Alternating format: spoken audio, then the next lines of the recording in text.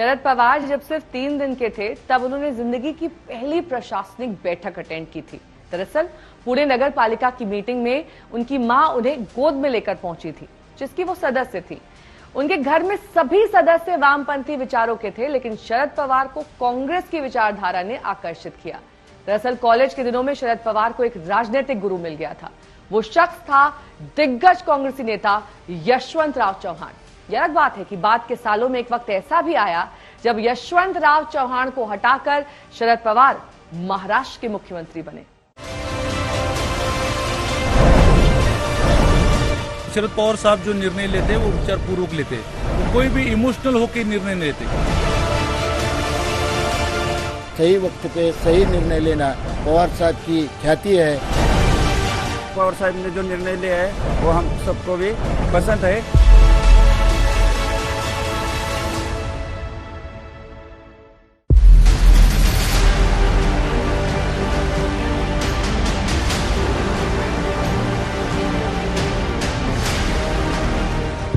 शरद पवार के एनसीपी अध्यक्ष पद छोड़ने के बाद ये बारामती के उन लोगों की राय है जिनके लिए उन्होंने जीवन जिया है और इलाके के विकास के साथ साथ निजी संबंधों का ऐसा ताना बाना बुना है कि बारामती से पवार परिवार को हराना नामुमकिन माना जाता है। फिलहाल बारामती विधानसभा सीट से अजित पवार विधायक हैं, जबकि बारामती लोकसभा सीट से सुप्रिया सुले सांसद हैं। 55 साल से इसी सीट पर अगर शरद पवार की तूती बोलती है तो इसकी वजह है इनका विकास। सब देखने के बाद ऐसा लगता है एक मत से क्यों हो, लेकिन सुप्रिया आ जाए। एक ही परिवार के 2-3 आदमी लड़ रहे हैं, ऐसी बात नहीं होनी चाहिए। इसलिए मैं पीछे आ रहा हूँ और पार्थ को आगे जाने दे रहा हूँ। युवा जो लीडरशिप है वो आगे जानी चाहिए, इसलिए वो उन्हें पीछे लिया है। कोई बारामती में फर्क नहीं पड़ेगा, उनको बारामती लोग ज्यादा मत से चुन के देंगे। बारामती से शरद पवार के जुड़ाव की कहानी शुरू होती है सन 1967 से।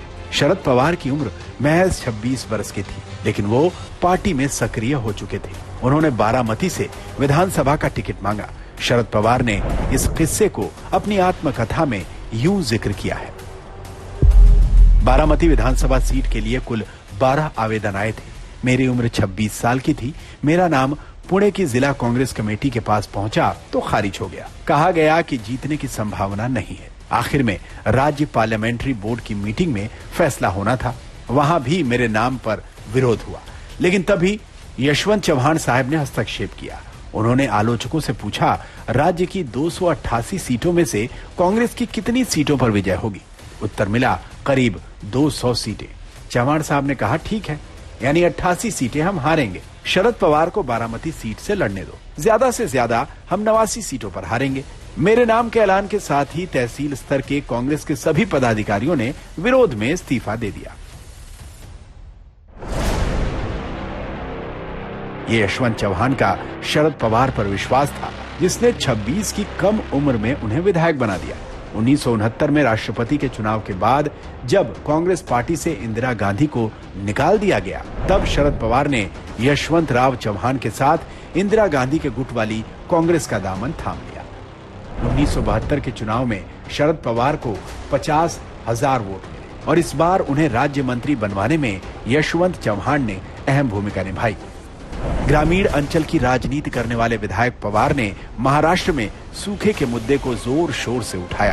कई लोग ऐसे होते हैं कि 5 साल ध्यान देते न चुनाव के लिए जाते हैं। मैं चुनाव के लिए कम जाता हूँ, 5 साल ज्यादा जाता हूँ। 32 साल की उम्र में राज्य मंत्री बने पवार 38 की उम्र आते आते राज्य के मुख्यमंत्री बन गए। ये कैसे हुआ, ये कहानी भी दिलचस्प है, क्योंकि इस कहानी ने ही उनका सियासी कद अचानक बहुत बढ़ा दिया था।